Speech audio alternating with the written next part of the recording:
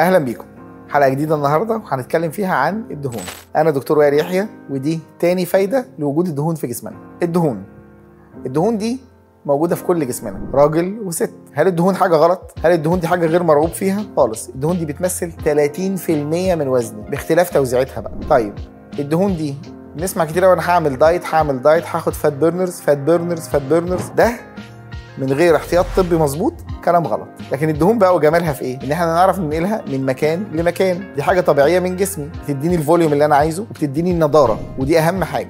جمال الدهون في ده تفرق عن الفيلر تماما. الفيلر بيملى ما يدينيش نضاره، الفيلر بيحتاج ان انا احقنه كل شويه، كل 8 شهور، كل سنه ونص. الدهون لا، مش قبل 5-6 سنين عبال ما اعمل. طيب الدهون ناجحه منين؟ تتحقن كويس جدا في الوش، منطقه الوجنه، تدي منظر طبيعي ولطيف. الست ترجع كام سنه. تتحقن كويس جدا في الايد، نتيجه كويس. تتحقن كويس جدا في المؤخره.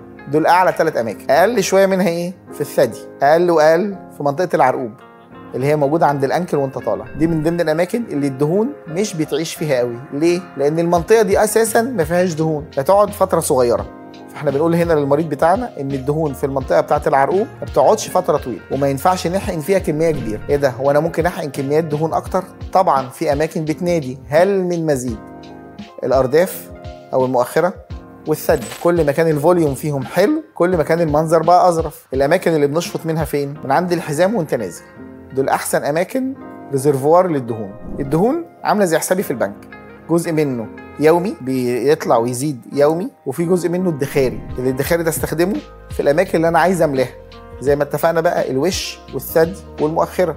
دول من احلى الاماكن اللي يتحقن فيها الدهون. نصيحه في الاخر، اجراء نقل الدهون لو حاجه صغيره ممكن يتعمل جوه المركز، مفيش مشكله فيه خالص. لو اجراء كبير، بمعنى يعني هنقل الدهون من والى او هشفط كميات كبيره، ما ينفعش لو سمحت يبقى جوه مركز. اقل من لتر امان جوه المركز، اكتر من لتر بلاش جوه مراكز ولا عيادات، لازم اوضه عمليات.